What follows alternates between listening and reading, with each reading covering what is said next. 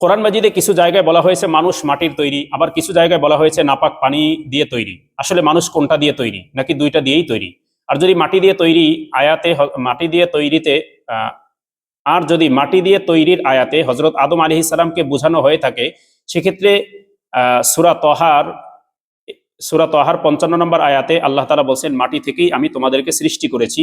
মানে আল্লাহ তাআলা এখানে বহুবচন ব্যবহার করেছেন। বিষয়টা বুঝিয়ে বলবেন। কোরআন 100% 100% সত্য, আমাদের জ্ঞান সীমিত থাকার কারণে আমরা বুঝি না। মাশাআল্লাহ।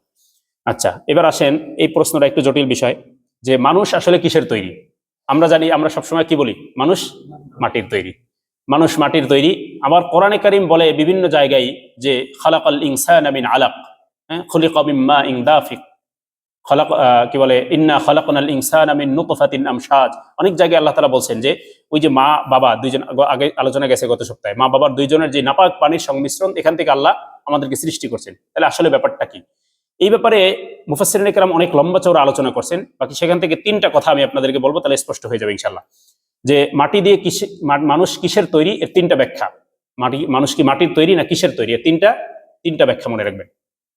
1 নম্বর হলো আসলে যে মানুষ মাটির তৈরি, এই কথাটা বলা হয় এই জন্য যে আমাদের আদি পিতা, আমাদের যে একদম গোড়ার প্রথম মানুষ যিনি, কে? তিনি হযরত আদম আলাইহিস সালাতু ওয়াস সালাম। ওনাকে আল্লাহ তাআলা মাটি দিয়ে তৈরি করেছিলেন। ওনার তৈরির ইতিহাস, ওনার সৃষ্টির ইতিহাস আবার লম্বা।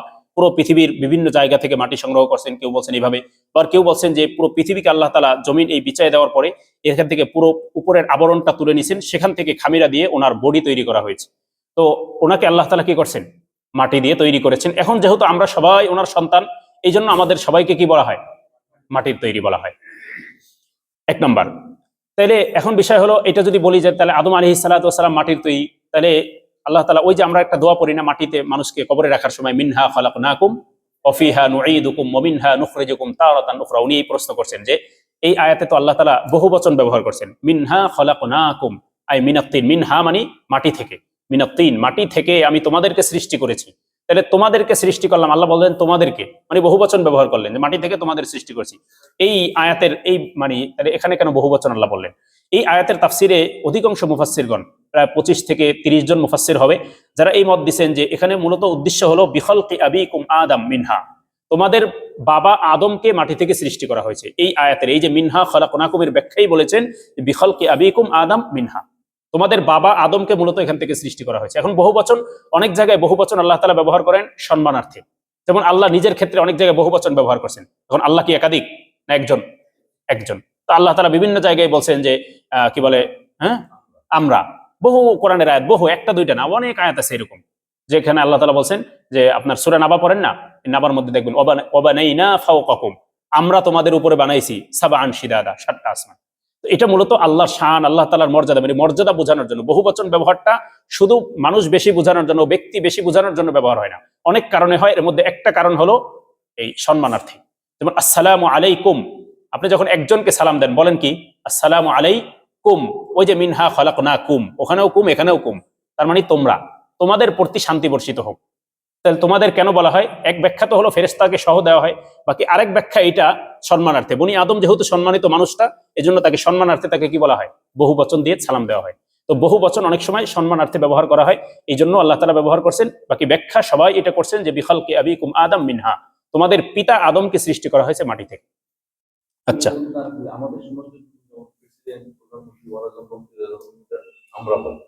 আমরা, হ্যাঁ আমরা বলি, এটা এখানে আমাদেরও ব্যবহার আছে। হ্যাঁ, আমরাও কি করি? এই শব্দ ব্যবহার করি।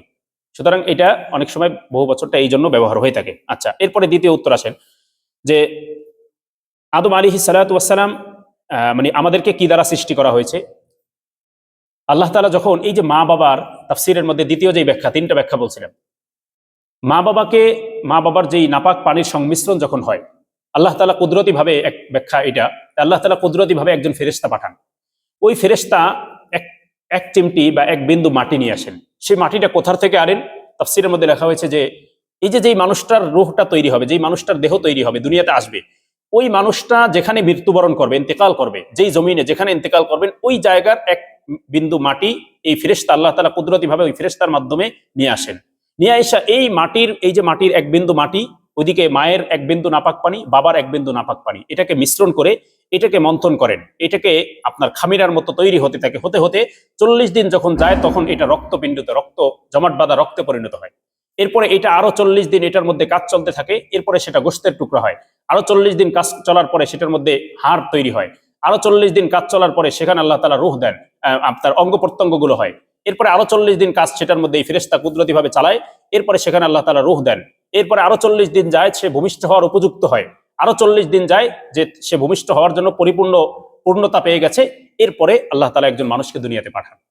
তো এই যে মাটির টুকরা, ওই যে মাটির এক বিন্দু যে নিয়ে আসলো ফেরেশতা কুদরতি ভাবে, এই জন্য মূলত আল্লাহ তাআলা বলছেন, মানে আমরা যেটা বলি যে মানুষকে মাটি থেকে তৈরি করা হয়েছে, বা কোরআনেও আসছে মাটি থেকে তৈরি করা হয়েছে, মূলত এখান থেকে যে পানি থেকেও পানির সংমিশ্রণও আছে, আবার ওই মাটির সংমিশ্রণও আছে। এটা হলো দ্বিতীয় ব্যাখ্যা। 3 নম্বর ব্যাখ্যা হলো, এটা সহজ, আমরা সবাই বুঝবো। এই যে মা এবং বাবার যেই নাপাক পানি, এই নাপাক পানিটা কোথা থেকে আসে? শরীরে যে তৈরি হয় কোথা থেকে হয়? রক্ত থেকে হয়। কোথা থেকে হয়? রক্ত থেকে তৈরি হয়। আর এই যে রক্ত শরীরে, মানুষের শরীরে যে রক্ত হয়, সেটা কোথা থেকে হয়? মানুষের খাবার থেকে। আর খাবারগুলো যে আমরা যে দুনিয়াতে যত খাবার খাই, সব খাবারের সূচনা কোথায়? মাটি। মাটি ছাড়া কোনো খাবার হয়? সব কিছু, সমস্ত প্রকারের সবজি বলেন, ফল ফলাদি যা বলেন, সবকিছুর মূল কোথায়? মাটি।